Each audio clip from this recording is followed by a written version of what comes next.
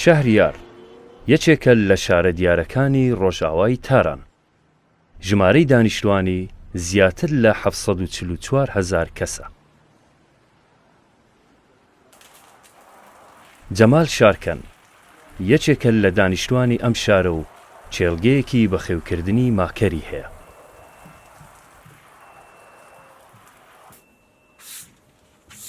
کوڕێکی جەمال بە ناوی ئەحمەد ڕەزا پێشنیازی کردووە ماکەر بەخێو بکەن و شیرەکەی بفرۆشن.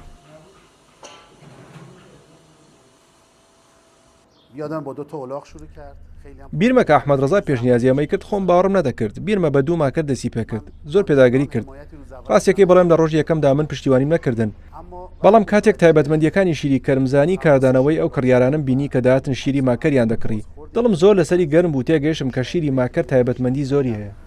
میگرفتم خیلی دلگرم شدم، متوجه شدم نه شیرالله خیلی خاصیت داره. لەم چێلگەی جەمال 50 ماکەر هەن کە لەلایەن یەک خانەوادەوە سەرپەرشتی دەکرێن. ئەوان شیرەکەی دەفرۆشن و هەروەها ماست و کەرەشی لێ دروست دەکەن. اما خدا رو شکر به مرور زمان راه کاتێکم کارەمە خستە سەر پێ دۆستان و ناسیاوان گاڵتەیان پێدەکردین. دەتوانم بەڵێم هیچ کەسێک یارمەتی نەداین، تەنانەت حکوومەتیش. بیرمە کە دەچوین بۆ شوێنانەی دەمانگوت دەمانێت شوێنی بەخێوکردنی کردا بنین پێ دەکەنین و گاڵتەیان پێمان دەکرد. دەیانگوت بۆ مەگەر کارێکی لەم جۆرە هەیە. بەڵام سوپاس بۆخوا بە تێپەڕبوونی کات بە هەوڵ و ماندووبوونی منداڵەکان کەوتە سەر پێ و منیش پشتیوانیم دەکردن تا ئیتر گەیشتینە ئێرە کە نزیکەی 50 بۆ 60 ماکەرمان هەیە. لە ڕۆژانی سەرەتادا شیرەکە لە کۆمەڵگەدا جێی نەگرت بوو. ئێستاش کە دەڵێن شیری ماکەر پێیان سەیرە. شیری ماکەر بۆ زۆر دەرمان باشە و تایبەتمەندی دەرمانی هەیە. یه جور غذا داروه.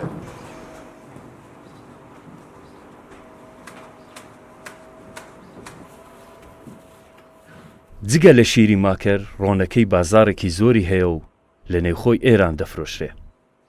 پێستەکەشی بۆ دەرەوەی وڵات دەنێردرێت و لە پیشەسازی بەکاردەهێنرێت. جەمال شارکەن لیترێک شیری ماکەر بە 500,000 تومەن دەفرۆشێت کە دەکاتە $10 ئەمریکی. شیری ماکەر بۆ نەخۆشیەکانی هاوکردنی جەستە و لە نێویشیاندا نەخۆشیەکانی کۆندامی هەناسە و هەناو باشە. بۆ ڕەبۆ و کۆکە و کێشەکانی هەناو باشە. تەنانەت بۆ نەخۆشی شەکرێش سوودی هەیە. اینجا ئێمە ڕۆنی کەریشمان هەیە کە بۆ چارەسەری خانەکانی جەستە و نەخۆشیە ماسوولکەیەکانی وەکو کەشەنگی باشە. خواردنەوەیشی بۆ برینی گەدە و ڕیخۆڵە زۆر باشە. ئیتر کوڕەکان بەرەبەرە کا لەسەر کرێم و شامپۆ و سابوون دەکەن. کەمێک گرانە. ئەویش لەبەرەوەی تێچووی بەرهەمێنانی گرانە چونکە ماکەر زۆر کەم شیر دەدات بۆیە نرخەکەی گرانە. پەنیری کەر نرخەکەی 25 تاوەکو 30 میلیۆن تمەنە. تەرسە قولەکەیشی بۆ چارەسەری نەخۆشی هەڵاوسانی ڕێڕەوی لوت و برینەکان زۆر باشە. لە ئێران خەڵک باوەڕی وایە کە شیری ماکەر سوودی تەندروستی زۆرترە لە ئاژەڵەکانی دیکە. ئەمە شوای کردووە نرخی ماکەرێک لە ئێران لە 20 میلیۆن تومەنەوە بەرز بێتەوە بۆ 30 میلیۆن تومەن.